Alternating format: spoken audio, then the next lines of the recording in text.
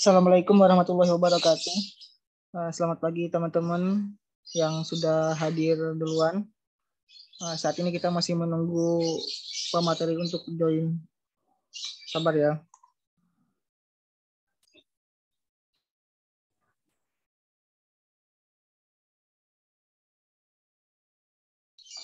Moderator Pak Oki sudah gabung dengan kita.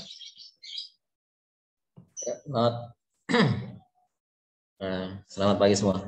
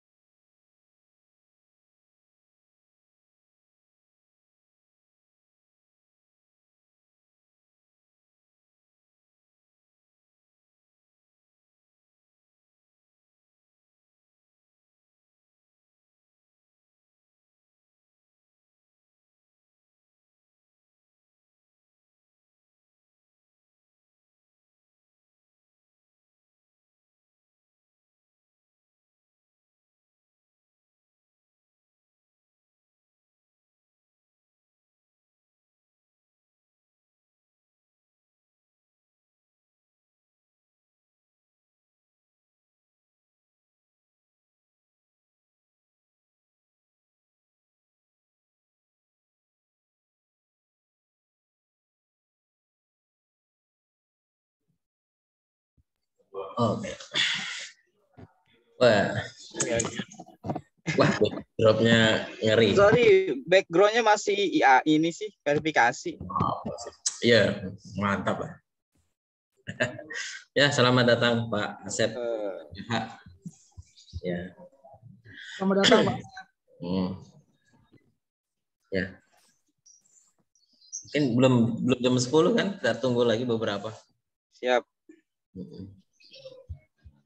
Kalau ada yang ingin mengobrol-ngobrol di sini boleh, mumpung belum dimulai. Ini banyak yang dari PT, dari SDM juga ada. Kenapa? Banyak yang dari PT, banyak yang dari SDM, banyak lagi dari mahasiswa. Kayaknya pertanyaannya harus japri kalau itu. Ya.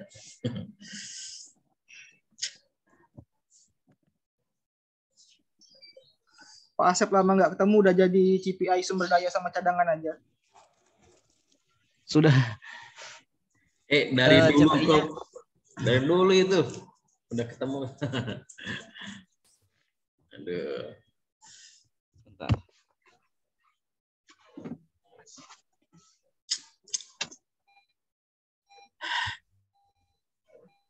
Sumatera gimana? Yang ada yang merasakan gempanya? Sini ada orang gempa di mana sih itu? Di Pasaman. Iya, di Pasaman ada. Ada yang ngerasain? Pasaman tuh banyak emasnya ya. Ya dekat sesarnya kan, dekat sesar Palu Koronya. Sesar Palu Koro lagi, sesar Semangko. Iya, itu kan banyak. Pas di sebelahan. Oke.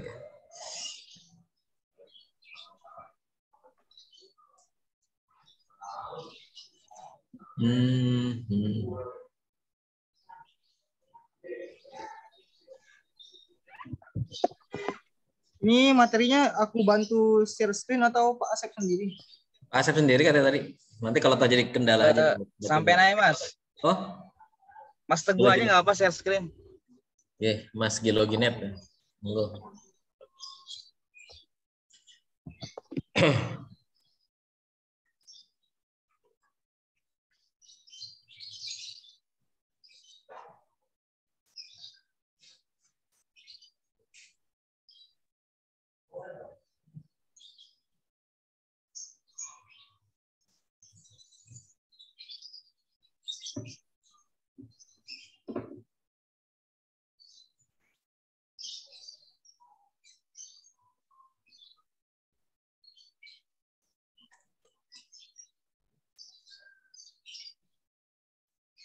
Udah tampil ya? Nah, sip. Wah, ini padat ringkas banyak cerita kayaknya. Slide.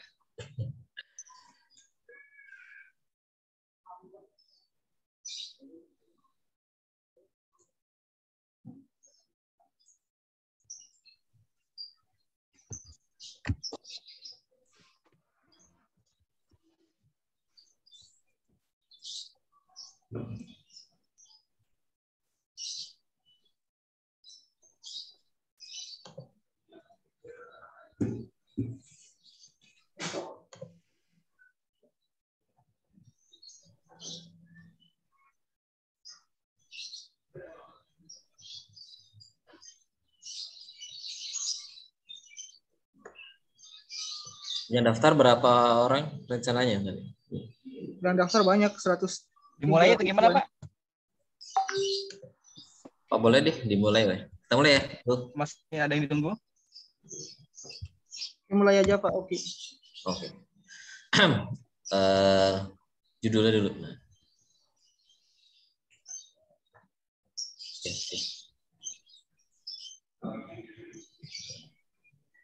Mulai ya. Oke, bismillah. Assalamualaikum warahmatullahi wabarakatuh. Waalaikumsalam warahmatullahi wabarakatuh. Ya. Sebelumnya terima kasih kepada Geologinet dan Geomineral atas sarananya untuk kita mengadakan ini sharing session ke 16-nya Geologinet ya. Kemudian terima kasih sebesar-besarnya untuk Pak Asep Nugraha di sela-sela waktunya yang terlalu padat. Itu mau memberikan ilmu-ilmunya ke kami-kami ini ya. Kemudian pada para peserta yang saya hormati dan mungkin ada dari lingkungan sebuah PT atau dari lingkungan kementerian atau instansi lainnya. Ya kita sekarang dan para mahasiswa ya. Mungkin banyak mahasiswa atau para pelajar atau para orang-orang yang tertarik dengan Andesit ini karena memang biasanya kalau kita menang sharing session pesertanya itu variabelnya cukup lumayan, jadi dari pelajar, mahasiswa, bahkan orang umum dan seterusnya. Ya, oke. Sharing session kali ini, insya Allah kita laksanakan kurang lebih sampai jam 11. Gitu ya Pak Sep? Sampai jam 2? Jam 11 saja, 1 jam. Pemaparannya kurang lebih ya nanti tergantung, kita banyakkan diskusi, lebih baik banyakkan diskusi karena Andesit adalah sebuah komoditas yang mungkin belum banyak diperbincangkan kecuali Anda waktu TA ya, kalau yang geologi itu Andesit itu wajib ada di peta geologinya biasa gitu.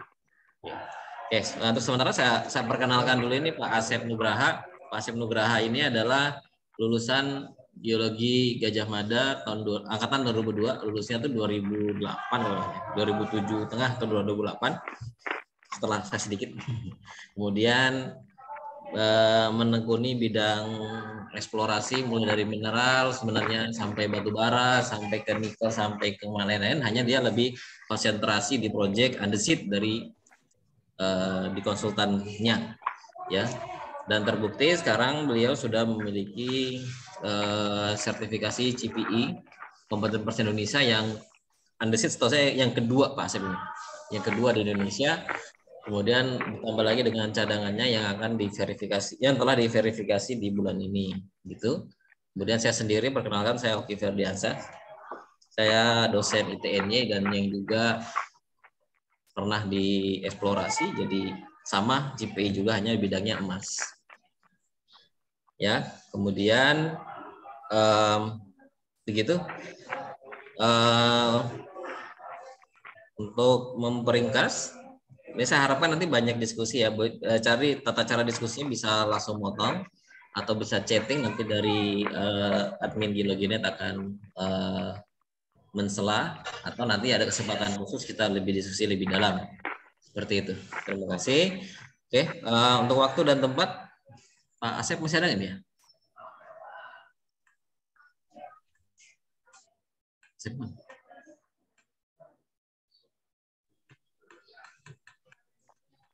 Gimana admin Geologinet? Pembicara masih ada ya?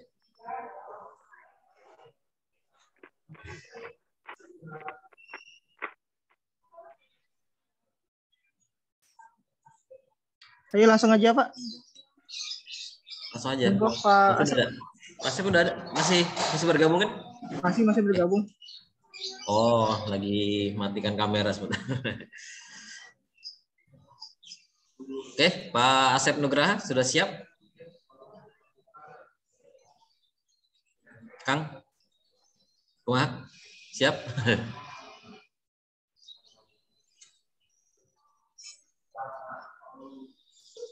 Ya, mohon maaf ya, mungkin ada gangguan sinyal. Ya Pak. Oke, begitu Pak, sudah perkenalan. Monggo silakan Pak Asep Nugraha memaparkan dengan perlahan Pak ya, soalnya agak susah ini materinya. Oke, terima kasih. Silakan Pak, kita mendengarkan. Baik. Terima kasih. Bismillahirrahmanirrahim. Assalamualaikum warahmatullahi wabarakatuh. Waalaikumsalam warahmatullahi wabarakatuh. Selamat pagi bagi bapak-bapak dan ibu semuanya, rekan-rekan yang ikut webinar dalam kesempatan pagi hari ini. Dan terima kasih juga kepada Pak Oki dan admin Yonet ya, yang memberikan waktu dan kesempatan untuk saya dalam presentasi untuk berbagi setidaknya saya berbagi pengalaman ya mungkin berbagi pengalaman dan apa yang telah saya lakukan selama ini di tambang batuan yang telah digeluti sejak lama begitu kan. Kebetulan saya sendiri sebagai CPI eksplorasi sumber daya dan baru verified untuk cadangan tanggal 24 kemarin percis. Jadi mudah-mudahan dengan dengan verified CPI bisa lebih memberikan kontribusi terhadap tambang batuan. Karena selama ini tambang batuan itu tidak terlalu dinilai seksi ya bagi para geologis, mining engineer begitu dan teman-teman di industri pertambangan karena mungkin lebih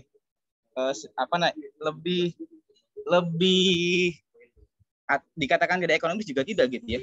Mungkin lebih tidak seksi aja bagi para pemangku shareholder semuanya begitu. Baik, mungkin saya akan mengawali terkait dengan pembagian golongan bahan galian. Jadi pembagian golongan bahan galian ini ada di undang-undang yang lama sekali, di Undang-Undang Nomor 11 Tahun 67, di mana pembagiannya dibedakan menjadi 3, yaitu golongan bahan galian strategis, golongan bahan galian vital, dan yang C adalah golongan yang tidak termasuk kedua golongan di atas A dan B. Nah, untuk golongan bahan strategis ini ada minyak bumi, kemudian juga batu bara di sana yang umum kita dengar dan kita lihat selama ini. Kemudian juga ada golongan mineral radioaktif, nikel juga ada di sana, kobalt dan timah. Kemudian untuk golongan bahan galian vital di sana ada besi, mangan, bauksit, emas, yttrium, kemudian juga logam-logam langka ya atau REE mungkin. Ada juga brom, klor, belerang yang termasuk golongan bahan galian vital. Selanjutnya, Mas. Next-nya.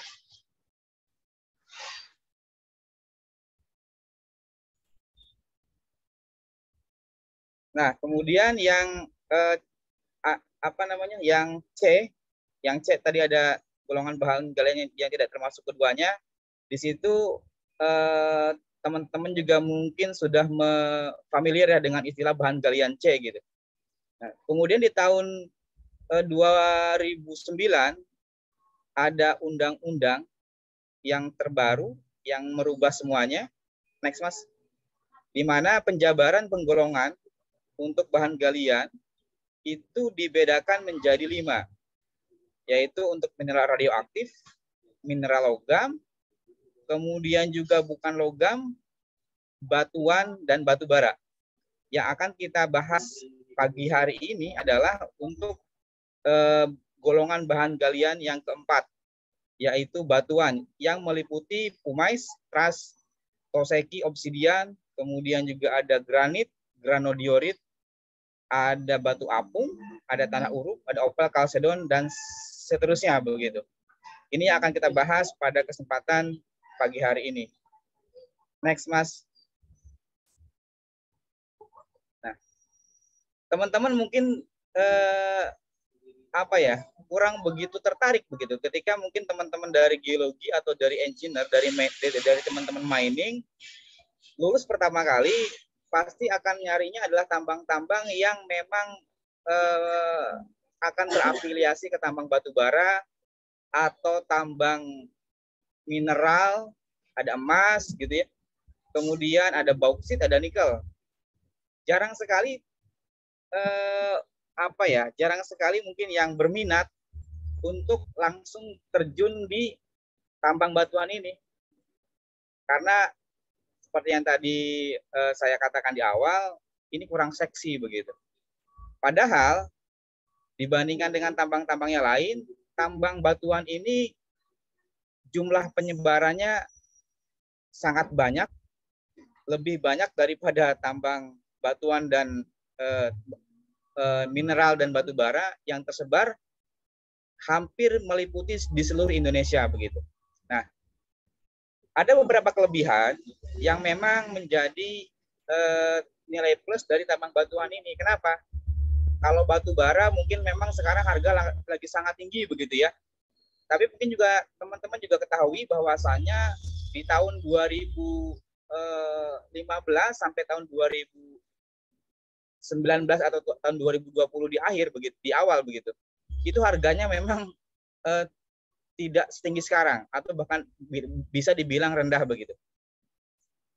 Kemudian batu bara juga terkait dengan green energy, ada beberapa kebijakan-kebijakan yang memang di beberapa negara untuk masa yang akan datang, mungkin sekitar 3-5 tahun lagi, jangka panjang mungkin 30 tahun lagi, itu ditargetkan untuk PLTU, untuk pembangkit listrik, untuk PLTU ya, yang menggunakan tenaga batu bara itu direduksi begitu, atau bahkan sama sekali dihilangkan. Nah, kemudian juga untuk nikel, beberapa kali juga naik turun harganya sangat fluktuatif. Kenapa sekarang nikel juga tinggi? Mungkin terkait dengan adanya mobil listrik, aki dan segala macamnya, sehingga mendongkrak harganya. Nah, untuk batuan ini untuk penggunaannya akan dibutuhkan sepanjang ada manusia begitu. Karena kenapa? Karena manusia akan terus membangun, perlu infrastruktur, kemudian juga pasti membutuhkan batuan sebagai material pendukung dalam pekerjaan-pekerjaan yang dilakukannya. Nah, kemudian yang kedua, lokasinya biasanya akan dekat dengan pasar atau tidak remote area, atau lokasinya ini bisa menjadi nilai plus bagi teman-teman yang memang tidak ingin terlalu jauh ketika bekerja begitu. Kalau batu bara, kemudian juga beberapa begitu ya, itu mungkin perlu akses yang memang cukup susah begitu. Tapi untuk tambang batuan ini keterjangkauannya akan lebih gampang. Yang ketiga adalah harga yang stabil. Jadi harga yang stabil ini menyebabkan konsistensi dari tambang-tambang batuan ini bisa hidup begitu. Bisa hidup artinya tidak terlalu fluktuatif terhadap harga. Nah, yang keempat adalah tambang batuan ini mungkin bagi teman-teman yang punya sense terhadap wirausaha gitu ya, pengen menjadi pengusaha tambang begitu.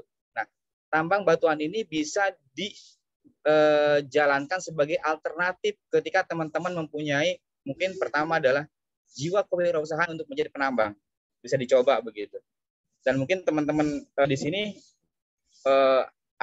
mungkin ada beberapa ya yang sudah mencoba begitu. Dan yang kelima adalah hampir tersebar di seluruh wilayah Indonesia. Jadi memang keterdapatannya ini hampir merata di seluruh Indonesia, walaupun di beberapa tempat di Indonesia ini ada kantong-kantong atau sentra-sentra tambang batuan itu sendiri. Misalkan di Sumatera itu yang sering saya kunjungi, untuk Palembang dan Lampung, itu ada di Lampung untuk suplai ke Palembang Sumatera Selatan, kemudian ada di Padang begitu. Kemudian untuk di Jawa sendiri, kantong-kantongnya itu ada di Cigading, di Bojonegoro di sana, ada di Rumpin, Cigudeg, kemudian juga ada di daerah Jogja gitu ya. Mungkin teman-teman sendiri juga sekarang sudah familiar dengan Wadas begitu, di mana salah satu faktornya menurut media begitu itu dikarenakan adanya konflik sosial antara tambang dan masyarakat begitu ya. Nah, ini yang menjadi kelebihan tambang batuan, di mana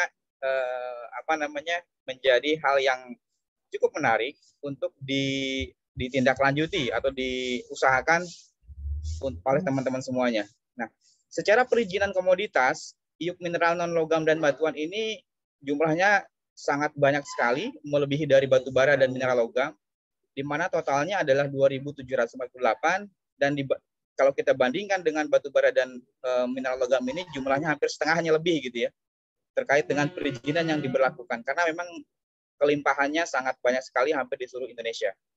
Selanjutnya Mas. Nah, kemudian bagaimana sih cara melakukan eksplorasi di tambang batuan ini?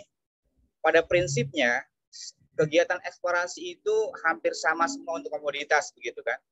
Ini yang saya tekankan di awal ketika menjadi CPI eksplorasi. Kenapa? Karena basic untuk eksplorasi itu bagi seorang geologis di sana itu ketika didapat di bangku kuliah gitu ya, apakah memang ada perbedaan untuk mencari emas, kemudian juga batu bara dan segala macamnya. Tentunya untuk eksplorasi ini prinsipnya sama begitu kan, mencari daerah yang prospek dengan menelusuri singkapan-singkapan batuan yang ada di permukaan. Awalnya seperti itu. Nah, untuk tambang batuan sendiri lebih dirinci lagi di Kepmen 1827 tahun 2018 di lampiran 2 halaman 39 sampai 54. Nah, untuk teknik eksplorasi dalam eksplorasi rinci dapat dilakukan dengan penyelidikan geofisika dan geokimia. Dalam hal eksplorasi melakukan pengeboran, paling kurang dapat mewakili kondisi geologi bawah permukaan. Nah, ini yang akan dijelaskan di selanjutnya tentang pengeboran di tambang batuan ini. Yang ketiga adalah dalam hal pengembangan tambang, kuari, batu gamping untuk industri semen dan atau dolomit dilakukan penyelidikan geofisika. Geofisika ini merupakan hal yang paling penting dan umum dilakukan di tambang-tambang batuan, termasuk di batu gamping begitu ya. Kemudian dalam hal mineral bukan logam difungsikan untuk kebutuhan industri, maka dilakukan analisis kimia batuan. Kemudian yang terakhir adalah dalam hal batuan difungsikan untuk kebutuhan konstruksi, dilakukan uji sifat fisik dan mekanik sesuai dengan peruntukannya. Nanti ada di slide selanjutnya untuk parameter apa saja yang diuji terkait dengan kebutuhan konstruksi ini. Selanjutnya, Mas. Nah, ini adalah tahapan eksplorasi di tambang batuan dan mungkin juga umum dilakukan untuk komoditas lainnya sehingga dapat disimpulkan bahwasanya ini adalah eksplorasi general yang biasa dilakukan di seluruh komoditas. Mungkin nanti Pak Oke yang seperti emas begitu ya, ada beberapa hal tambahan untuk di emas dan mineral-mineral lainnya seperti bauxit dan nikel begitu. Mungkin teman-teman yang expert di sana yang mungkin lebih mengetahuinya. Kemudian untuk pemetaan geologi merupakan stage awal atau tahap awal di mana kita akan outputnya adalah menghasilkan peta geologi. Di sana peta geologi adalah ada sebaran batuan, kemudian juga ada sebaran variasi batuan berdasarkan karakteristik fisik, stratigrafi, data kualitas, dan tentu saja mungkin di sana ada data struktur begitu ya untuk memastikan bahwasanya seperti apa kondisi struktur di daerah penelitian.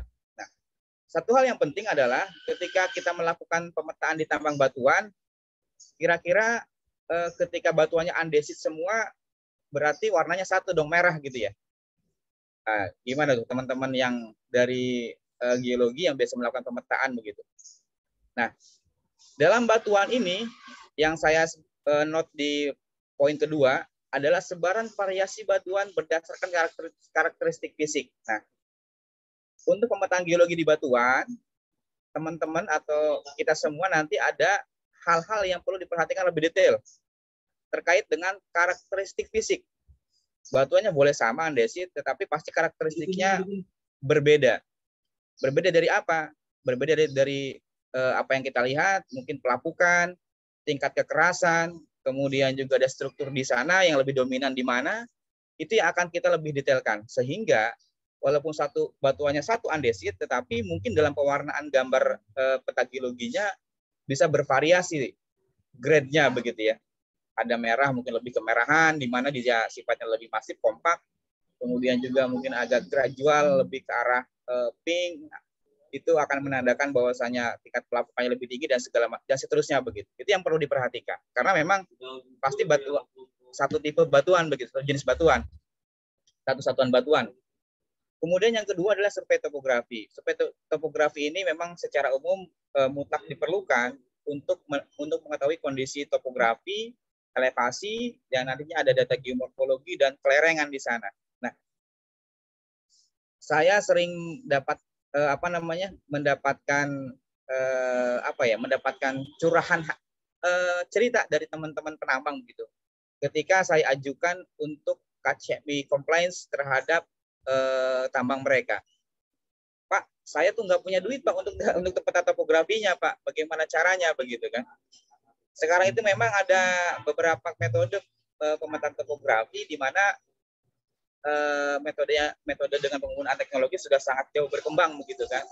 Dulu mungkin kita hanya mengenal dengan topografi terestrial menggunakan total station ataupun yang zaman dulu menggunakan teodolit begitu ya. Dengan kemajuan teknologi, sekarang sudah dikenal dengan adanya drone UAV, lidar UAV, di mana hasilnya akan lebih jauh lebih presisi daripada UAV sendiri begitu ya, tanpa menggunakan lidar. Nah, tetapi memang harganya masih sangat masih sangat tinggi begitu. Dan kalau saya lempar ke teman-teman di tambang, itu pasti mereka akan mengeluh terkait harga. Nah, makanya mungkin perlu solusi yang bisa mengakomodir semuanya agar data-data yang ada bisa dipertanggungjawabkan, deviasinya tidak terlalu jauh begitu, sehingga mungkin kalau menggunakan data UAV yang harganya cukup terjangkau, itu bisa dilengkapi dengan GCP yang jumlahnya bisa disesuaikan dengan kondisi topografi, sehingga akurasi elevasinya bisa mendekati atau deviasinya tidak terlalu jauh dari kondisi aktual di lapangan begitu. Itu yang perlu diperhatikan. Kemudian survei geofisika. Survei geofisika ini menjadi hal yang sangat penting sekali di industri batuan, di tambang batuan gitu ya. Karena teman-teman di industri pertambangan batuan ini sangat familiar gitu.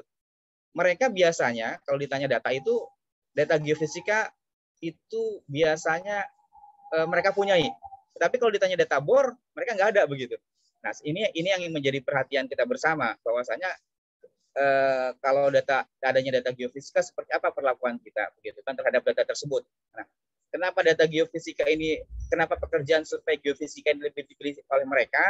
Karena harganya relatif lebih terjangkau, bisa mengakomodir atau mengcover seluruh kegiatan mereka, dan memang harganya cukup jauh ya dari pemboran begitu. Nah, data geofisika ini nanti akan menghasilkan data resistivitas batuan, yaitu sifat batuan yang bisa menahan injeksi arus listrik begitu. Kemudian dari data tersebut bisa kita buat model geologi yang nanti bisa menjadi sebagai dasar estimasi sumber daya. Kemudian data drilling mungkin sifatnya dalam industri tambang batuan itu biasanya digunakan hanya sebagai penguat data begitu, atau kalibrasi data resistivitas terhadap data yang ada. Sifatnya hanya make sure dari data geofisika yang telah dilakukan. Atau kadang-kala juga beberapa tambang-tambang yang ada tidak menggunakan data drilling sebagai data verifikasi kualitas dan model geologi, hanya menggunakan data geofisika. Untuk geofisika sendiri, dalam layar itu ada diagram yang menunjukkan ada kehubungannya antara pemetaan geologi dan survei geofisika gitu ya. Dan juga ada data drilling yang juga berpengaruh terhadap model geofisika. Kenapa? Data singkapan batuan di permukaan itu menjadi hal yang mutlak untuk kalibrasi nilai resistivitas. Dan juga data geofisika, data pemboran juga bisa digunakan untuk kalibrasi data resistivitas, sehingga hubungannya itu ketika survei geofisika sudah dilakukan, ada model, kemudian drilling dilakukan, juga ada data kalibrasi, data geofisika mungkin bisa berubah begitu. Kalau memang dari nilai-nilai resistivitas data drillingnya itu ada hal yang signifikan berubah begitu. Itu yang perlu diperhatikan, sehingga hubungan antara data geofisika, kemudian juga awalnya dari mapping permukaan, itu merupakan satu kesatuan, jadi tidak bisa dipisahkan begitu. Karena kalau kita mengacu pada referensi data sekunder, misalkan Telford di 1976, tentunya Telford sendiri punya lokasi yang jauh berbeda dengan kita, dan bahkan di masing-masing daerah pun data resistivitas akan sangat berbeda, sehingga dibutuhkan kalibrasi data untuk menentukan nilai resistivitas, untuk menentukan pada akhirnya adalah jenis batuan, nilai resistivitasnya berapa sampai berapa di masing-masing batuan, seperti itu. Next, ya Mas. Nah, ini adalah contoh dari kalibrasi data nilai resistivitas. Saya tampilkan sebagai satu slide terpisah karena ini cukup penting begitu. Banyak pihak yang memang agak confused begitu, agak excuse dengan model geofisika yang dibuat begitu. Nah, Kalibrasi data nilai resistivitas ini menjadi sangat penting untuk menentukan nilai batuan sehingga kita bisa menentukan ini batuannya apa begitu. Nah, dan seperti yang tadi dijelaskan di slide sebelumnya bahwasanya kalibrasinya bisa menggunakan data batuan permukaan ataupun akan lebih baik jika digabungkan dengan data pemboran. Itu akan jauh lebih baik dan lebih presisi dan keakuratannya begitu kan. Nah, di layar ditampilkan dari data geolistrik yang telah dikondisikan surface-nya dengan data permukaan aktual.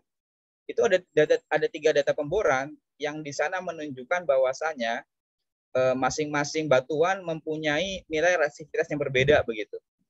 Dan ini menjadi kunci untuk penentuan jenis batuan yang nantinya akan di-convert ke estimasi sumber daya. Jangan sampai nanti ada kekeliruan terkait dengan penentuan nilai resistivitas untuk penentuan jenis batuan. Batuannya mungkin di sana ada tuff begitu, kita interpretasikan andesit ataupun sebaliknya, dan hal-hal lain akan mempengaruhi penentuan jenis batuan. Karena tuff dan andesit begitu ya. Mungkin dalam beberapa kasus begitu kondisinya akan memberikan nilai resistivitas yang sama, tetapi itu yang akan dikalibrasikan, dilihat begitu terkait dengan data yang ada di permukaan seperti apa atau data pemboran. Jadi ini merupakan hal yang sangat penting untuk penentuan model geologi nantinya. Selanjutnya, Mas. Nah, ini adalah proses estimasi sumber daya, di mana proses estimasi sumber daya ini sebuah tahapan bagaimana data-data eksplorasi tersebut bisa di-state atau bisa dinyatakan sebagai sumber daya begitu kan. Nah, kalau tadi data eksplorasi itu outputnya nanti ketika di KCMI itu sebagai pelaporan hasil eksplorasi begitu, di mana tonasenya sebagai inventory masih sebagai range begitu kan, bukan sebagai angka mutlak, tetapi di sumber daya ini sudah sebagai angka kisaran yang ada masing-masing klasifikasinya begitu. Untuk proses estimasi sendiri, itu beberapa hal yang perlu diperhatikan, yaitu ada database yang tadi dari teman-teman PHI atau teman-teman eksplorasi begitu kan. Database tersebut kemudian diverifikasi dan divalidasi begitu. Nah, kalau di industri misalkan batu bara, yang diverifikasi sama divalidasi adalah data pemboran terhadap data logging geofisika begitu, dan data topografi terhadap data stakeout polar pemboran. Untuk di batuan sendiri, verifikasi dan validasi data ini selain stakeout polar dari elektroda, kemudian juga stakeout polar dari pemboran terhadap data topografi, deviasinya seperti apa di elevasinya, juga seperti yang disebutkan di awal adalah verifikasi dan validasi data terhadap nilai resistivitas batuan untuk penentuan jenis batuan. Jadi ketika teman-teman nanti diminta untuk estimasi sumber daya, datanya hanya ada data geolistrik begitu, teman-teman perlu melihat ini udah benar belum penentuan nilai resistivitasnya terhadap data penentuan batuannya ada, nilai kalibrasinya diambil dari mana begitu. Apakah hanya dari referensi textbook atau sudah melakukan kalibrasi terhadap data permukaan atau data drilling yang ada. Ini yang perlu diperhatikan. Nah, setelah dilakukan verifikasi dan validasi data, kemudian dilakukan interpretasi data. Interpretasi ini untuk menentukan batuannya apa, dari hasil resistivitasnya nilainya berapa begitu kan, kemudian dibuat model geologinya. Model geologi ini bisa digunakan untuk dengan berbagai macam software, bisa surpa, kemudian kalau in case untuk lateral, untuk lava menggunakan Manscape bisa begitu ya. Kemudian juga mungkin teman-teman yang familiar dengan post montage bisa digunakan juga. Nah, setelah ada pemodelan geologi, kemudian kita melakukan limitasi. Limitasi itu adalah pembatasan terhadap area yang akan kita hitung volumenya.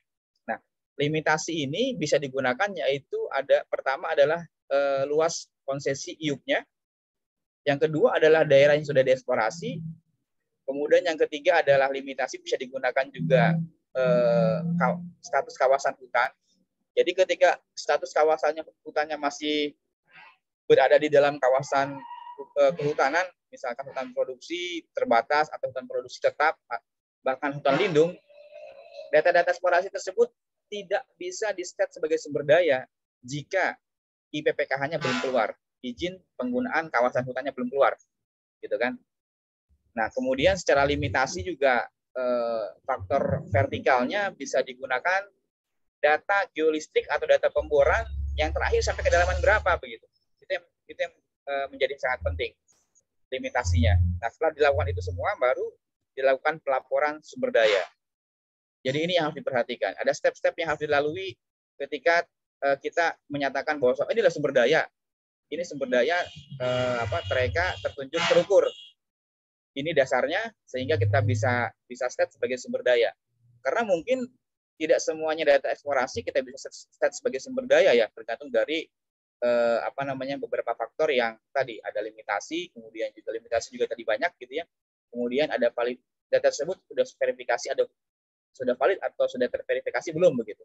Jadi menjadi hal yang penting untuk penentuan sumber daya. Next-nya, Mas.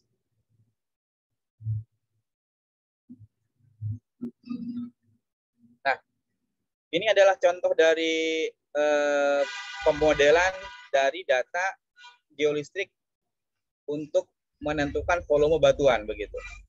Jadi kalau yang di sebelah kiri itu dimodelkan dengan data dengan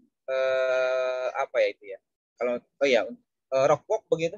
Jadi di sebelah kanan menggunakan surpak. Jadi dua hal yang memang berbeda tetapi secara konsep sama begitu ya.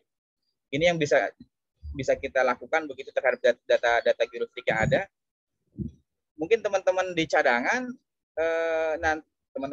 untuk batuan biasanya memilih software yang familiar untuk bisa digunakan kembali, diproses kembali untuk pembuatan kit dan segala macamnya. Mungkin surpak yang paling cocok untuk hal tersebut begitu. Next-nya, Mas. Nah, ini adalah model dari OAS montage ya untuk perhitungan volumenya, di mana itu ada variasi warna di sana yang cukup jelas terlihat. Ada warna orange dan ada warna merah begitu ya. Di mana orange itu diinterpretasikan sebagai lava basalt, kemudian yang atasnya adalah andesit yang secara karakteristik sifat fisik memang berbeda begitu. Tetapi nanti ketika cadangan, semua batuan ini akan outputnya sama, batuan begitu ya. Jadi tidak ada lagi andesit atau basalt, karena pasar tidak memerlukan itu. Ya, mereka hanya memerlukan spek yang sesuai dengan kondisi dari kebutuhan mereka. Next-nya, Mas. Nah, ini adalah data kualitas batuan yang biasanya menjadi umum dilakukan di industri pertambangan begitu kan. Nah, memang ini juga menjadi kendala sebagai seorang CPI ketika kita akan memverifikasi data kualitas. Data kualitas di batuan itu sangat-sangat sedikit sekali, atau mereka tuh paling maksimal ngambil 5 atau 10 itu jarang ya. Kenapa? Karena mereka mungkin sudah familiar dengan kualitas batuan sehingga saya tidak perlu lagi memerlukan data kualitas gitu ya. Tetapi secara compliance KCMI data tersebut sangat perlu agar data kualitas ini bisa bisa dilihat juga oleh investor ataupun oleh pemerintah sebagai pemangku dari kepentingan dan sebagai shareholder untuk bisa memastikan, kalau dari pemerintah controlling begitu kan, atau dari investor memastikan bahwasanya ketika mereka akan berinvestasi di tambang tersebut ini layak apa tidak gitu. Ada soundness, ada abrasion, ada densitas di sana, kemudian ada UCS, ada absorption dan ada abrasion of Angeles. Untuk kuat tekan itu ada di UCS begitu ya, satuannya adalah kilogram per sentimeter persegi, itu yang menjadi menjadi kunci terhadap data kualitas. Semakin tinggi nilai kuat tekan itu akan semakin keras batuan, dan itu akan menentukan pada saat nanti produk yang akan dihasilkan begitu. Next-nya, Mas.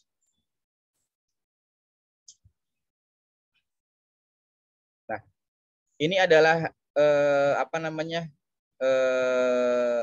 regulasi untuk penentuan sifat karakteristik batuan terhadap peruntukannya. Misalkan di situ untuk fondasi bangunan berat untuk kuat tekannya itu harus 1.500. Untuk yang sedang itu 1.000, untuk yang ringan 800.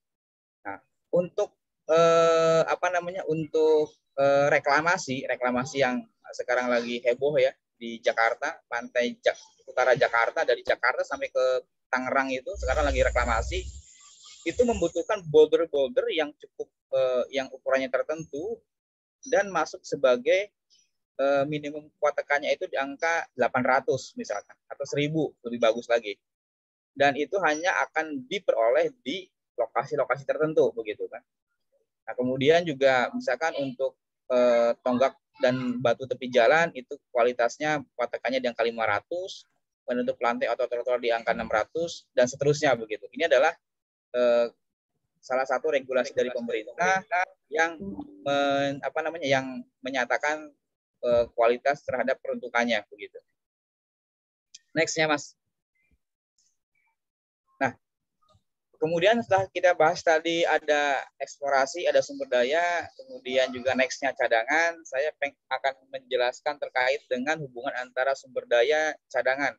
Nah, sumber daya dan cadangan ini merupakan cadangan merupakan bagian dari sumber daya gitu ya. Cadangan terkira, terbukti begitu. Penjelasannya mungkin bisa dibaca di Kode KCMI 2017. Hasil eksplorasi, kemudian bentuk volumenya masih dalam range, kemudian ada peningkatan sumber daya ketika data-data geologi confidence levelnya ditingkatkan.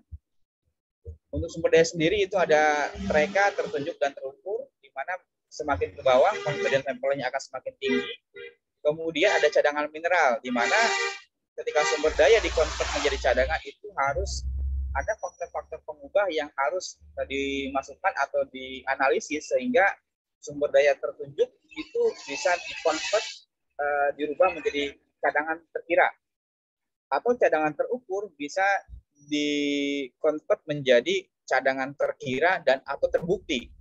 Misalkan cadangan terukurnya beberapa faktor pengubah dirasa confidence levelnya masih rendah nih.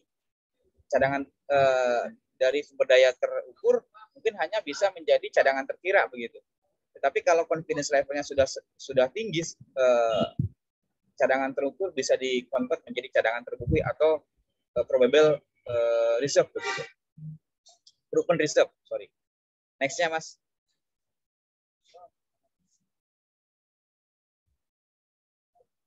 Nah, ini adalah proses estimasi cadangan batuan dan juga bisa dilakukan untuk cadangan dari batu bara dan ataupun mineral lainnya begitu kan, di mana proses inventarisasi basis data sumber daya menjadi hal yang pertama kali dilakukan.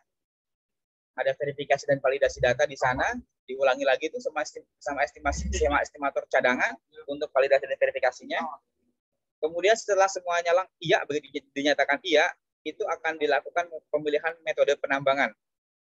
Secara umum untuk quarry, untuk tambang batuan itu dilakukan metode penambangannya adalah penambangan sistem quarry. Open pit itu sangat jarang ya, apalagi tambang bawah tanah gitu kan. Jadi dua metode penambangan yang biasanya digunakan. Tentunya setelah melihat parameter karakteristik deposit, sosial lingkungan, kemudian juga teknis penambangan dan data-data geoteknik yang ada gitu. Kemudian setelah dilakukan pemilihan metode penambangan, akan dibuat opsi-opsi atau pit berdasarkan blok ekonomisnya. Jadi ketika ada satu konsesi itu, satu luasan IUP, di mana ada variasi batuan di sana, mungkin dari estimator cadangan bisa memilih blok yang paling ekonomis terkait dengan pasar yang ada ataupun kondisi geologi di sana begitu. Asumsi dan parameter teknis dan ekonomis menjadi hal yang mutlak dimasukkan untuk pembuatan opsi-opsi atau blok keekonomisan tersebut. Kemudian setelah ada dilakukan pemilihan blok pit atau blok optimum, kemudian dilakukan pembuatan desain tambang secara praktikal. Artinya praktikal ini bisa diaplikasikan begitu ya. Beberapa laporan yang saya review itu hanya bisa dilakukan secara konsep, hanya bisa dibuat secara konsep, tetapi tidak bisa dipraktekkan di lapangan begitu. Sehingga itu perlu direview lagi. Kembali untuk parameter yang digunakan adalah geoteknik, geometri tambang. Kemudian setelah ada pembuatan desain tambang secara praktikal yang bisa diaplikasikan, kemudian direncanakan umur tambang atau LOM-nya atau umur tambang itu akan seperti apa, sepanjang apa, terkait dengan target produksi yang akan direncanakan oleh perusahaan. Nah, dari situ baru akan dihitung tentang nilai keekonomisiannya. Ini NPV-nya berapa, IRR-nya berapa, dan payback periodenya berapa lama. Nah, kalau ekonomis, itu akan ditingkatkan menjadi klasifikasi cadangan. Nah, klasifikasi cadangan ini nanti akan dilihat faktor-faktor pengubahnya.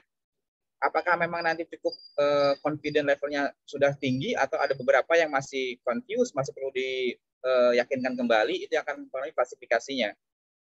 Setelah itu semua dilakukan, ada estimasi cadangan di sana yang pekerjaan selanjutnya, dan akan dihasilkan laporan cadangan sebagai produk akhir dari estimasi cadangan batuan itu sendiri. Begitu. Next-nya, Mas. Nah, ini adalah proses penambangan yang mungkin secara umum bisa diaplikasikan di seluruh tambang begitu ya, di mana land clearing merupakan proses awal dari proses penambangan itu sendiri. Kemudian ada pengupasan dan pemindahan tanah penutup, di mana bank soilnya akan diletakkan di bank soil sebagai nanti akan direklamasi kembali begitu di lahan bekas penambangan. Nah, rata-rata untuk tambang batuan ini biasanya memang soilnya juga tidak begitu tebal begitu ya, dan jarang ditemukan overburden gitu. Di beberapa tempat memang ada, tapi sebagian besar memang dari soil itu langsung ke batuan-batuan yang menjadi target dari penambangan itu sendiri. Kemudian adalah pemboran ini pemboran untuk blasting maksudnya ya, bukan pemboran eksplorasi. Pemboran kalau tentunya ketika dilakukan peledakan banyak parameter yang harus diperhatikan terkait dengan sosial, lingkungan, kemudian juga perizinan, itu yang harus diperhatikan. Ketika itu semua sudah dilakukan, maka peledakan bisa dilakukan. Syarat minimum jarak fasilitas umum misalkan ya, fasilitas umum ke lokasi peledakan itu minimum 500 meter. Sehingga ketika ada fasilitas umum atau perkampungan lah katakan di dekat dengan lokasi penambangan yang jaraknya kurang dari 500 meter, maka peledakan itu tidak boleh dilakukan. Solusinya apa? Solusinya adalah penambangan tersebut bisa dilakukan dengan breaker gitu kan. Jadi pembelahannya secara manual, tidak dengan peledakan. Yang tentu saja akan mempengaruhi terhadap produktivitas dari tambang itu sendiri. Karena kalau peledakan mungkin produktivitas akan lebih tinggi, tetapi jika menggunakan breaker begitu kan, itu akan jauh lebih rendah. Nah, setelah dilakukan peledakan, tambang bongkahan batuan tersebut kemudian dilakukan menggunakan ekskavator untuk kemudian diangkut ke crushing plant. Crushing plant ini menjadi hal yang sangat penting bagi tambang batuan karena dengan adanya crushing plant akan meningkatkan nilai jual. Kalau kita hanya menjual batu boulder itu angkanya hanya diangkat sekitar 75 sampai 85 ribu lah per kubiknya. Tapi kalau sudah jadi split atau batuan-batuan ukuran tertentu, itu harganya akan lebih tinggi daripada hanya menjual boulder. Jadi crushing plant ini sebagai peningkatan daya guna dan juga daya harga bagi tambang andesit itu sendiri begitu. Kemudian ada stockpile di sana dan juga ketika stockpile nanti akan langsung dipasarkan ke lokasi-lokasi yang dekat memang. Jaraknya untuk tambang batuan ini tidak akan terlalu jauh dari pasar atau produsen atau tambang ini tidak akan terlalu jauh dari pasar-pasar yang ada di sekitarnya begitu. Karena ongkos akan mempengaruhi terhadap nilai jual begitu. Next-nya, Mas. Nah, ini adalah proses pengolahan. Nah, yang saya perlu sampaikan ke teman-teman semua di sini adalah bahwasanya teman-teman plant atau teman-teman mekanik atau teman-teman yang mendesain dari crushing plant itu harus ada data kualitas batuan. Kenapa? Karena kalau batuannya itu punya kuat tekan yang rendah begitu ya, itu produknya akan berbeda begitu. Misalkan di Palu begitu. Palu itu relatif adalah metasedimen atau ada yang lebih metamorf untuk tambang batuannya ya. untuk menghasilkan split yang ukurannya besar itu akan susah. Jadi presentasi kadar abunya untuk di tambang Palu itu besar sekali begitu. Nah, tentu saja data kualitas tersebut menjadi hal yang penting bagi desain crushing plant ini begitu. Sehingga jangan sampai teman-teman yang mendesain crushing plant ini salah desain karena mereka mendapatkan informasi yang salah tentang data kualitasnya begitu. Sehingga ini akan mempengaruhi terhadap nilai investasi, kemudian juga biaya-biaya lainnya. Jadi data kualitas sekali lagi menjadi hal yang sangat penting bagi penentuan desain crushing plant. Begitu. Next-nya, Mas.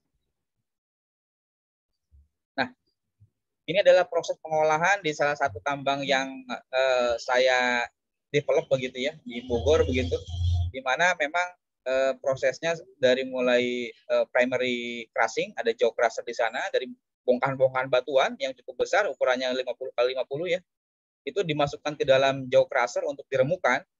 Kemudian ada proses secondary crusher, di mana produknya adalah sirdam begitu. Kemudian juga ada crusher ketiga atau tertiary crusher, di mana produknya adalah split, kemudian juga dengan berbagai ukuran, kemudian juga ada ada abu batu sebagai produk yang memang menjadi bukan waste juga sebenarnya. Jadi ketika memang batuannya lapuk atau kuat tekannya rendah begitu, itu kadar abunya akan sangat tinggi, dan abu ini nilai jualnya akan lebih rendah daripada batuan split gitu ya, sehingga para penambang itu sebenarnya menginginkannya kadar abunya ketika di proses pengolahan ini harapannya lebih sedikit begitu, atau persentasenya bisa sangat sedikit daripada batuan-batuan yang lainnya. Next-nya, Mas. Selesai mungkin ya. Pemasaran. Pemasaran ini sebagai salah satu faktor pengubah juga dari konversi sumber daya ke cadangan, di mana produk yang akan dipasarkan akan tergantung dari kualitas batuan begitu. Balik lagi, kualitas batuan yang menjadi hal yang sangat penting terhadap desain crusher dan pemasaran. Kalau kita punya batu yang jointingnya besar, jointingnya masif atau banyak begitu di lokasi konsesi, itu tidak akan bisa dibentuk boulder begitu untuk reklamasi, karena ketika diledakkan itu ukurannya tidak akan membentuk boulder, mereka akan jauh lebih kecil ukurannya. Kemudian kebutuhan pasar akan mempengaruhi produk yang dihasilkan dari crushing plant, sehingga akan mempengaruhi desain crushing plant, target penjualan, dan biaya operasional dan pendapatan. Tetapi crushing plant sendiri dasarnya adalah dari kualitas batuan. Nah, saya mengambil contoh untuk produk kuari di Jabodetabek, di Purwakarta dan Banten, sebagian besar kebutuhannya untuk batching plant begitu, dengan rata-rata ukurannya 1x1, 1x2, atau kita sebutnya adalah batu 1-1, batu 1-2, dan abu batu. Sementara di Lampung lebih variatif lagi. Selain split juga mereka menghasilkan batu yang lebih besar ukurannya 2-3 dan 5-6 gitu ya, untuk suplai di kereta api Sumatera, base A dan base B dan boulder begitu. Dan yang perlu diperhatikan adalah harga batuan di masing-masing daerah berbeda. Kalau di mineral dan batu bara kita punya namanya ada harga acuan atau HBA di batu bara yang dikeluarkan SDM. Tapi di batuan ini yang menentukan siapa? Pasar begitu. Jadi kesepakatan pasar saja yang menentukan itu semua. Batu split di Bogor bukan bisa berbeda, akan berbeda dengan batu split yang ada di Lampung, dan juga berbeda dengan ada di Palu, dan berbeda juga dengan yang ada di Grogot di Kalimantan. Jadi itu yang perlu jadi faktor keekonomisian nanti akan berbeda dari masing-masing daerah begitu, karena harga jualnya berbeda. Next-nya, Mas. Oh, udah. Mungkin itu yang bisa saya sampaikan. Mohon maaf kalau kepanjangan, Bapak Ibu semuanya. Mungkin kalau silakan untuk teman-teman yang lainnya. Terima kasih Pak Asep atas pemaparan materinya yang bermanfaat sekali. Selanjutnya adalah sesi tanya jawab untuk para peserta. Bisa langsung unmute buat nanya, atau silahkan ketik di chat, nanti saya bacakan pertanyaannya. Teman-teman ada yang mau bertanya? Izin bertanya, Pak? Ya, Pak. Lanjut. Ya. Assalamualaikum warahmatullahi wabarakatuh. Izin memperkenalkan diri, Pak. Nama saya Tesar Ilham Topani dari Universitas Islam Bandung. Izin bertanya Pak, untuk terkait tadi CPI Pak, untuk Pak Asep ya Pak ya. Izin bertanya Pak, apa saja Pak persyaratan untuk kualifikasi untuk CPI Andesit ini?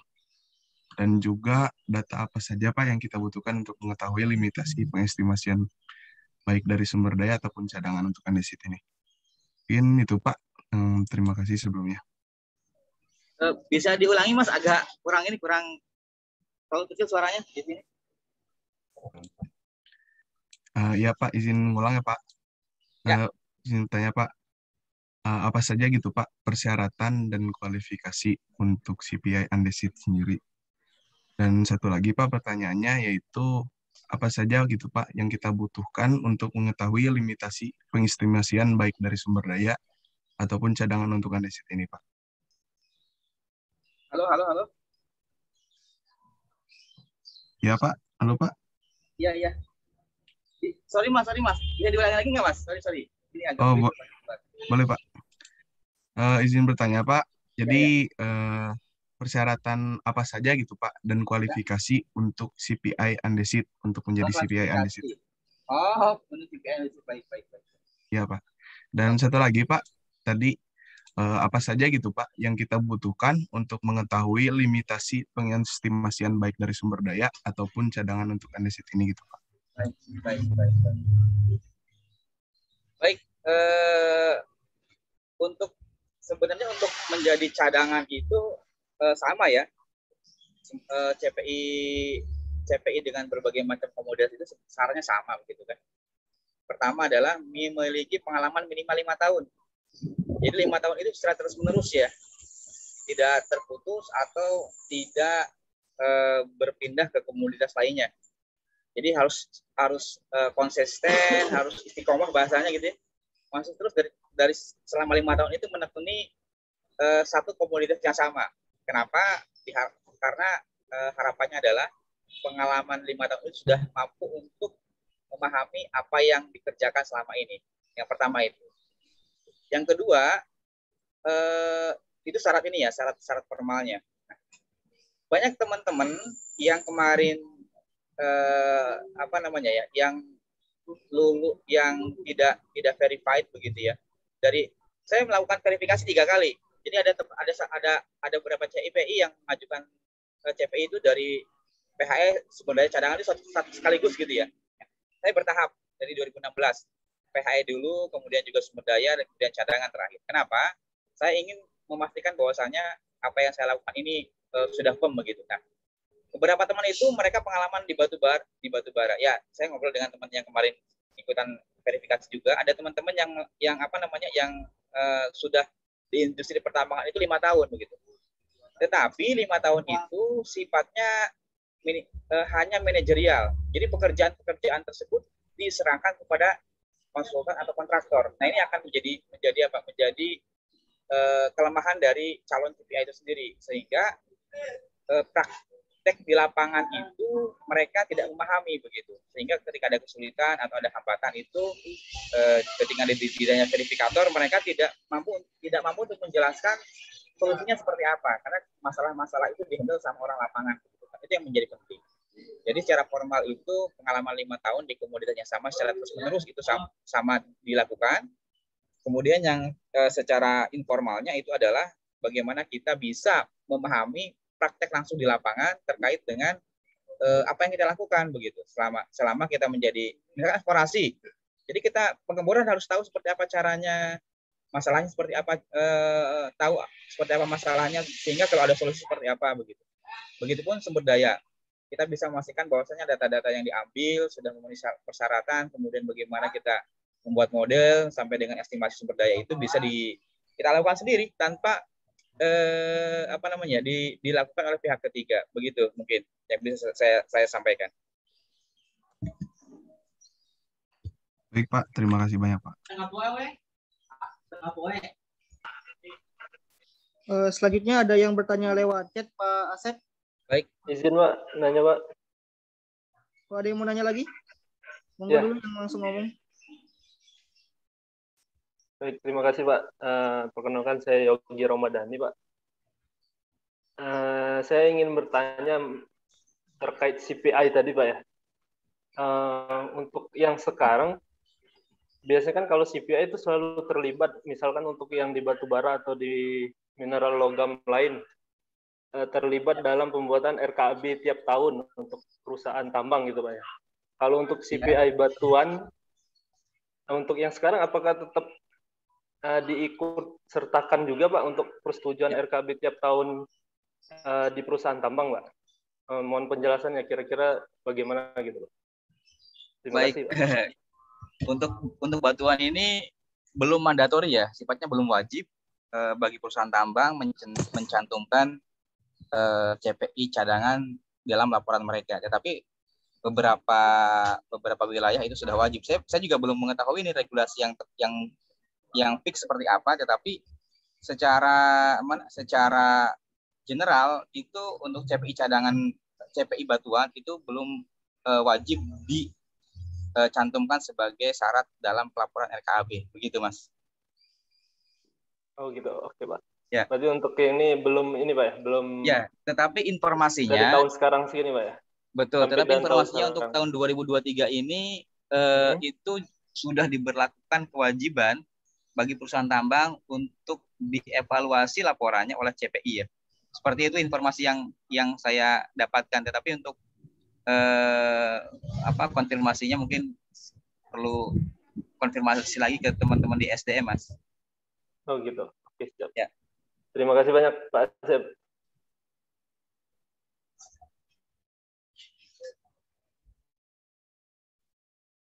Ini dulu yang lewat chat yang bertanya, Pak Asep, terkait penentuan lokasi dan jarak titik pengeboran berdasarkan data geofisika atau geolistrik. Parameter apa saja yang perlu diperhatikan, Pak? Jadi mereka ingin menentukan jarak titik pengeboran sama pakai data geofisika. Parameternya apa aja nih, Pak? Buat nentuin titiknya itu. Jadi memang seperti yang tadi saya sampaikan di presentasi begitu, data drilling ini sifatnya hanya verifikatif, Mas. Verifikatif yang digunakan untuk mengkalibrasi data geofisika resistivitas begitu kan. Tetapi kalau perusahaannya memang punya budget yang lebih untuk melakukan drilling sebagai data utama pembuatan model geologi itu sangat baik begitu. Tapi sangat jarang sekali begitu. Nah, makanya untuk mencari solusinya digunakan data geofisika sebagai data utama dan data drilling sebagai data pendukung untuk memastikan kalibrasinya, penentuan nilai resistivitasnya betul begitu. Nah, seperti apa penentuan data drillingnya? Jadi untuk penentuan data drilling ini itu karena sifatnya hanya verifikatif. Jika sifatnya verifikatif begitu ya terhadap data geolistrik itu dilakukan terhadap interpretasi data geofisika yang di mana di sana variasi batuannya ditemukan lebih lengkap begitu dari lokasi lainnya. Misalkan di satu section geolistrik kita menemukan dari interpretasi data georesistivitas itu ternyata batuannya memang di section tersebut mewakili dari batuannya ada begitu kan. Disitulah diletakkan titik pemborannya, Mas, sehingga data yang diambil itu batuannya bisa lebih banyak, lebih variatif dan mewakili kondisi geologi di sana. Seperti itu, Mas. Oke, Pak. Nah, selanjutnya karena ini kan kalau kita di batu bara itu kan ada butuh pengeboran kan, butuh kompleksitas data geologi untuk menentukan cadangan dan sumber daya dan cadangan. Kalau kita di andesit ini kan cuman butuhnya geolistrik sama beberapa titik bor, itu nanti gimana tuh Pak menentukan sumber daya dengan cadangannya? Betul. Jadi simpel. Kalau di batuan batu bara itu kan kita ada namanya SNI 5015 Mas ya, dan 2019. Di sana ada namanya penentuan kondisi geologi. Penentuan kondisi geologi ini untuk menentukan daerah pengaruh atau jarak spasi data.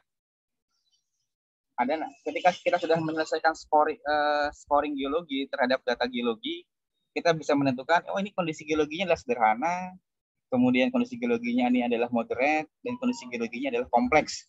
Baru kita melihat tuh dari data. Ketika kita melakukan scoring geologi, kita bisa menentukan ketika nanti kondisi geologinya sederhana, ketika kita menentukan sumber daya mereka, jarak bornya bisa kurang dari atau sama dengan 1000.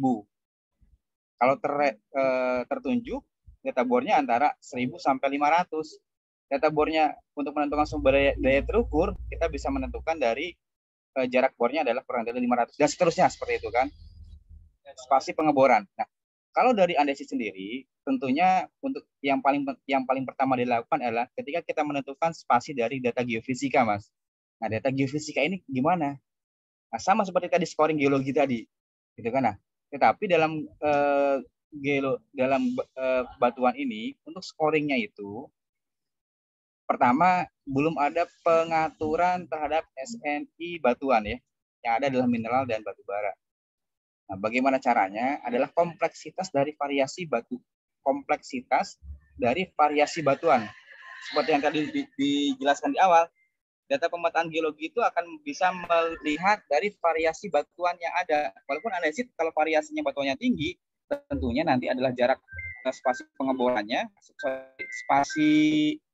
spasi data geofisikanya mungkin akan lebih rapat. Itu nanti adalah CPI yang menentukan, terutama dari data variasi batuan dan kualitas batuan yang akan dilihat di awal sebagai penentuan dari line geolistrik.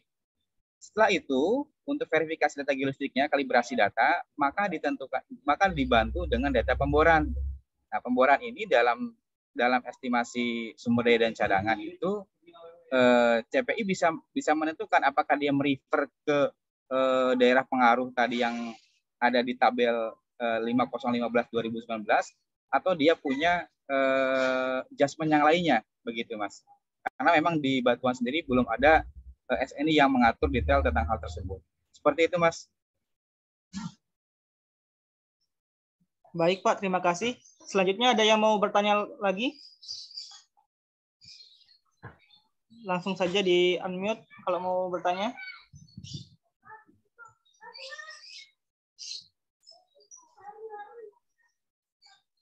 Kalau tidak ada yang bertanya, ini ada kuis berhadiah nih.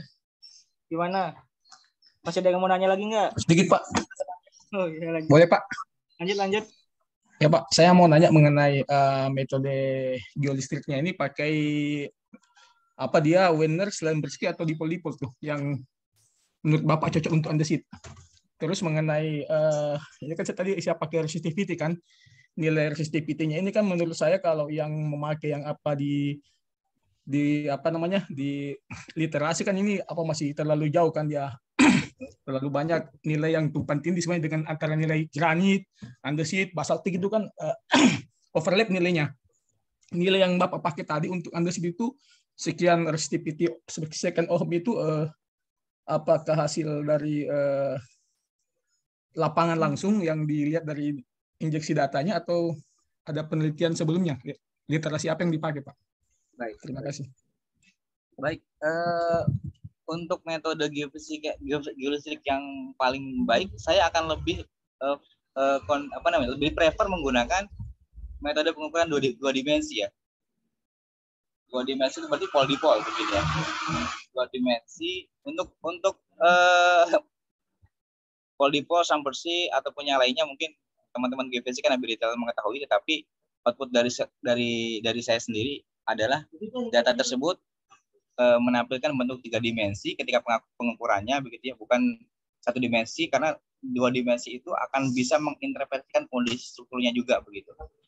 Nah, kemudian yang kedua, seperti yang di presentasi yang saya tekankan juga, untuk kalibrasi data penentuan jenis batuan berdasarkan aktivitas itu menggunakan kondisi aktual, jadi tidak menggunakan data referensi, karena ketika menggunakan data referensi saya nyatakan itu tidak valid dan tidak valid begitu dan tidak bisa diverifikasi karena datanya akan sangat jauh dari kondisi aktual, sehingga akan menimbulkan bias ataupun salah gitu ya dalam penentuan interpretasi jenis batuan yang ada. Seperti itu, Mas.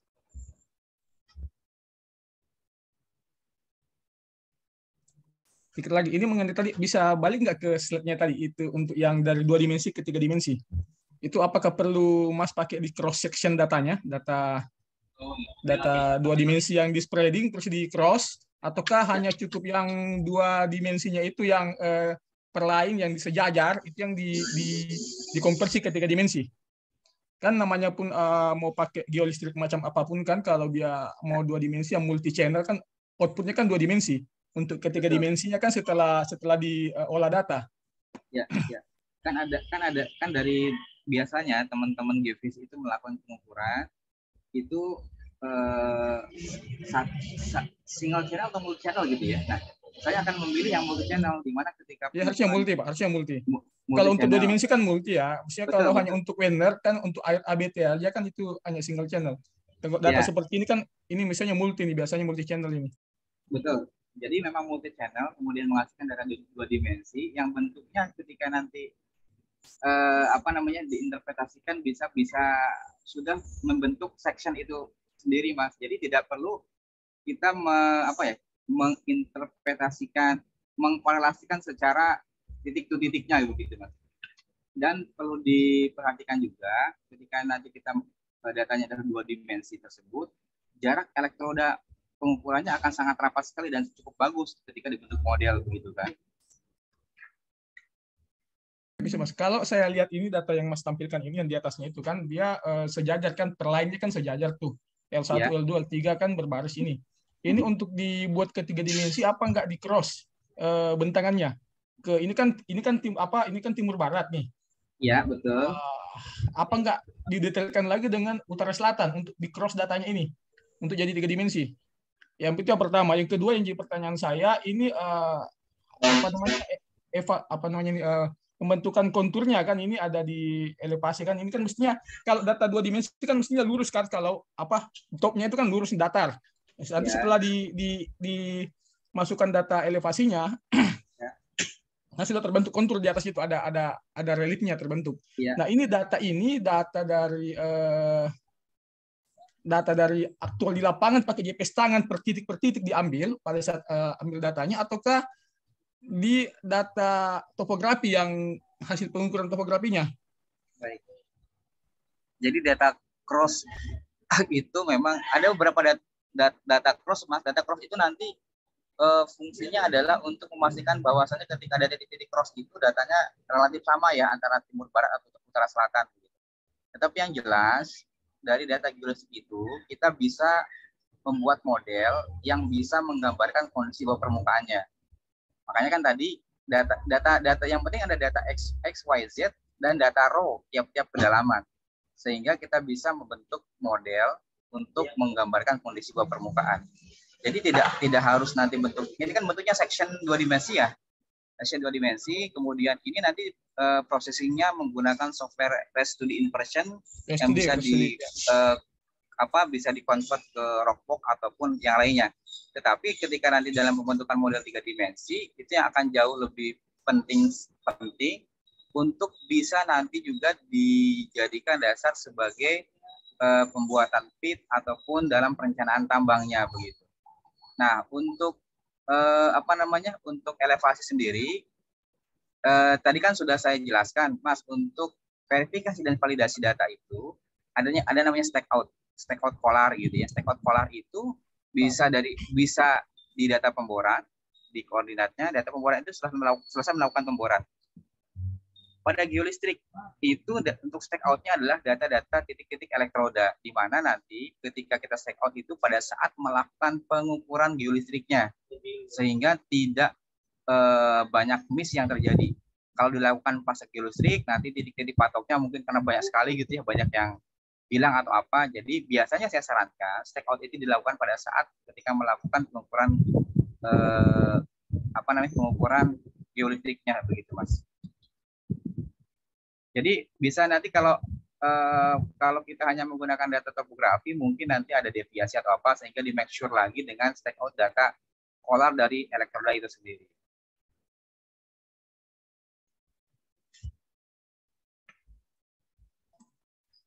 Kalau menurut Mas penggunaan seismik untuk ini pengganti geolistrik gimana tuh? Seismik saya belum pernah melakukannya, Mas, kalau untuk batuan. Oh, sip. Oke. Jadi sebenarnya begini ya, teman-teman jangan terjebak pada metode jangan terjebak pada pekerjaan teman-teman geofisis gitu ya. Ini sebenarnya ranahnya geofisis yang untuk dari mulai pengukuran, kemudian juga metode yang tepat seperti apa. Jadi kita sebagai sebagai geologis ataupun dari teman-teman tambang begitu, bagaimana data ini lebih presisi, bisa menggambarkan kondisi bawah permukaan yang paling mendekati begitu, itu yang jauh lebih penting. Mungkin secara detail teman-teman geofisik nanti akan lebih memahami tentang submersi itu kelemahannya apa, atau dipol kelemahannya apa, kelebihannya apa begitu ya. Mungkin mereka yang jauh lebih mengetahui. Begitu Mas. Iya Mas, aman. Oke, Pak Asep, masih ada waktu lagi Pak? Atau ini lagi buru-buru? Kalau masih nyantai, lanjut sesi tanya jawabnya. Satu lagi mungkin ya. Oke, satu lagi. Ya. Oke, teman-teman yang mau nanya silakan di unmute aja. Bertanya Pak. Izin Pak. Ya, lanjut. Ya boleh, silakan yang tadi Pak.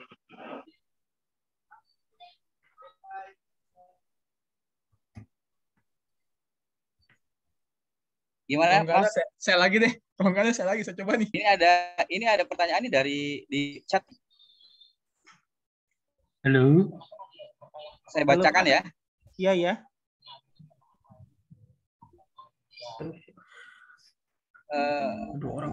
Yang mana dulu yang dibacakan? Oh, ini ya, bentar ya. Ini ada lagi dari Pak Kurniawan. Moderator yang pilihkan pertanyaannya. Oke, Pak. Ini untuk eksplorasi andesit jika hanya dengan sumber uji atau paritan kemudian dijadikan perhitungan sumber daya dan cadangan masih bisa nggak Pak? Oh, sumber uji ya? Ya, sumber uji kita mainnya yang lebih murah lagi dari gold. Untuk dasar apa?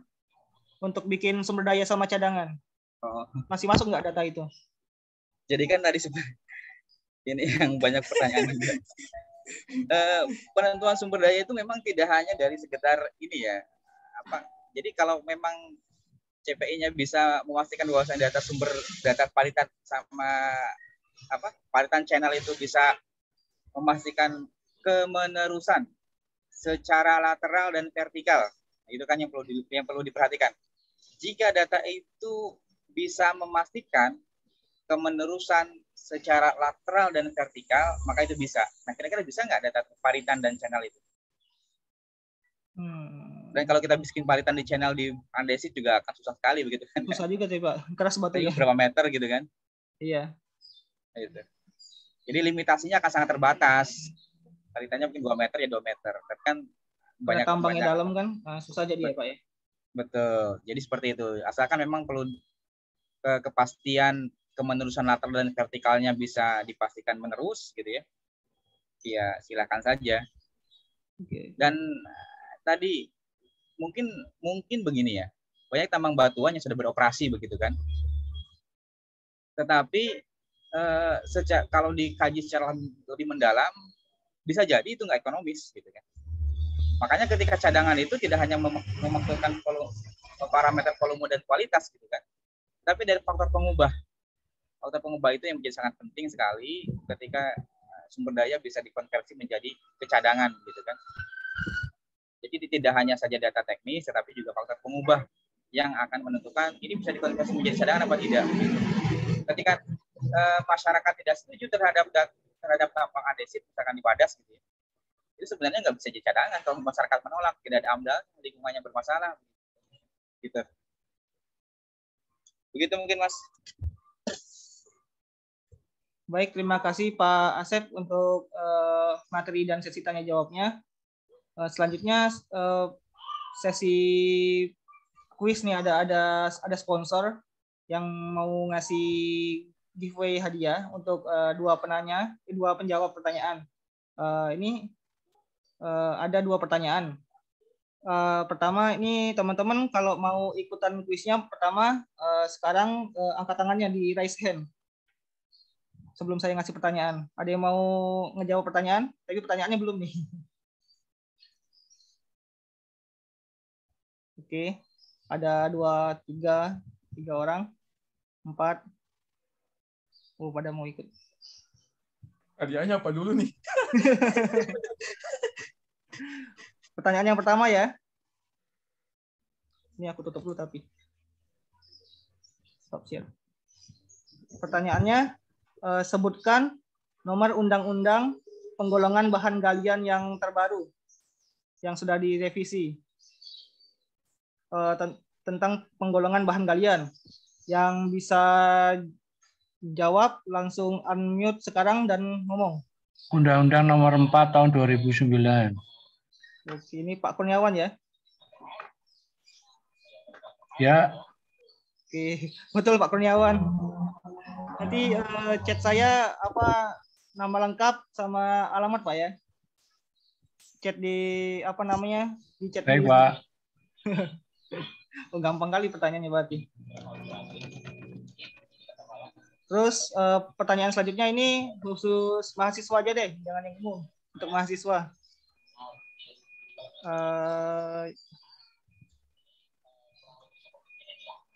Sebentar. Sebutkan pembagian dari sumber daya dan pembagian dari cadangan. Ada yang bisa? Langsung unmute jawab. Izin Pak. Ya Pak, izin. Siapa nih? Tesar? Ya Tesar Pak. dulu yang kayak jawab nih. Untuk sumber Tesar daya mahasiswa itu mana nih? Mahasiswa bukan nih? Unisba Pak. Unisba. Oke, Tesar, silahkan coba jawab.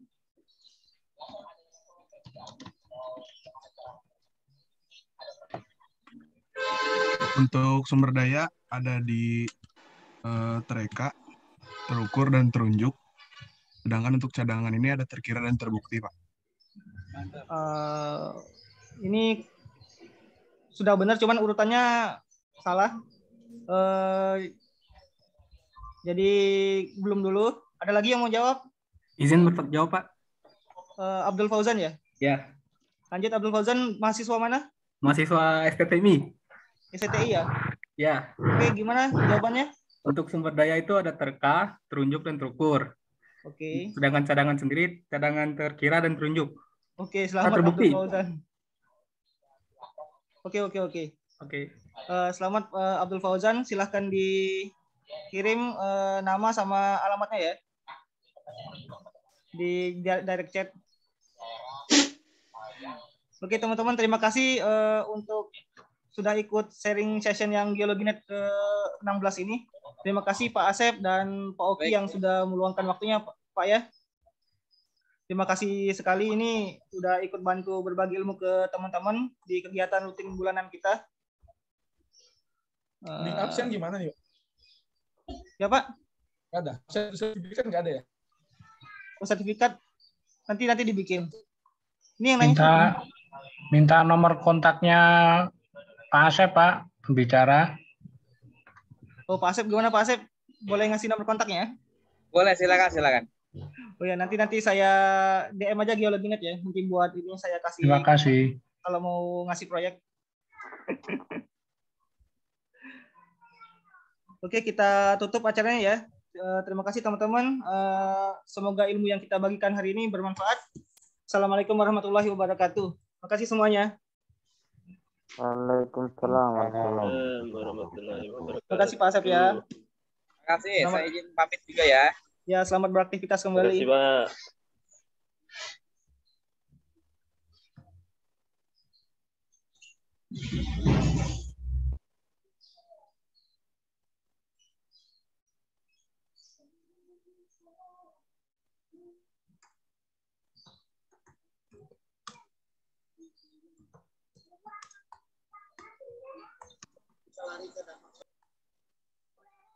Nanti record acaranya saya share di YouTube-nya Geologinet.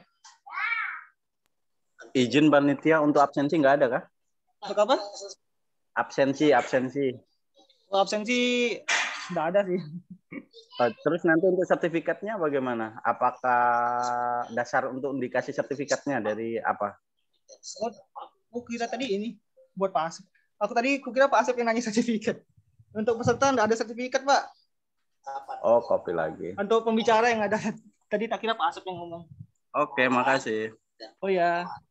Lalu ada terima kasih.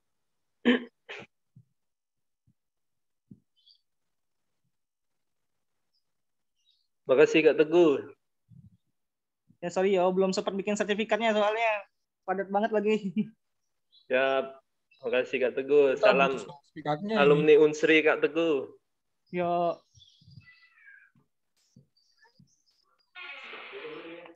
Coba. alumni Unsri, kalau aku lagi nyari website, masih butuh Ada 2 yang di orang lagi. Bangka Belitung nggak Kak? Nggak Ini ada, kebetulan Pak. masih di Domisili Bangka Palembang. Belitung nih aku. Domisili Palembang butuh website buat batu Oh, bara. siap. Tinggal di share nih banyak nih. Apa? Tinggal di share ke grup banyak yang lulus segala Kak. Oke. Suruh DM Geologinet ya kalau ada ya. Masih butuh Oke. sekitar 2 orang lagi aku kayaknya. Di Sumsel. Sumsel tapi orangnya Siap. kalau bisa orang Palembang soalnya mau briefing besok. Gak susah jadi aku. Oh masih di Palembang Kak Teguh nih. Iya di Palembang. Kegiatannya di Kemarin Palembang. aku nih, tapi Pak, aku mantau-mantau kayaknya ada yang di Bangka Kak ya. Apanya? Geologinet. Tim Ya, aku Geologinet. lagi dinas aja ke Bangka kemarin. Oh, lagi dinas. Jadi masih mobile nih kayak kadang ke Bangka, kadang Palembang lagi. Kirain maksudnya ada tim yang lain yang standby, ada yang di Bangka Belitung gitu. Oh, kalau ini tim yang satunya lagi di Maluku lagi nyari emas. Oh, aduh. Kirain kan soalnya aku domisili Belitung sekarang kali aja ada yang bisa diajak ketemu kan. Oh, ada banyak Alumni Unsri temanku Kios di- ini. Kemarin aku ke Belitung cuma sebentar, cuma seminggu. Walah, lama seminggu lumayan, Pak. Di Tanjung kan? Di Manggar. Oh, di Manggar, build timnya. Ya, di Tanjung Tim cuma aja ya. di hotel aja. Tim aja ya, Kak. Ada urusan lain lah. Calling-calling, Kak, kalau ada yang di Belitung. Oke. Bantu share ke temannya yang tadi ya. Kalau ada yang mau website di Palembang. Siap, 2 orang ya. Ya, Fresh grade aman. kalau bisa yang bisa website lah. Beda pusing-pusing kali Website. aku ngajarinya. Oh ya, oke. Paling 2 orang alumni kelas aku paling nggak. Oke, thank you ya. Oke, siap. Makasih Kak Teguh ya. Ya. Izin live ya, Kak. Oke. Nanti di DM, Kak.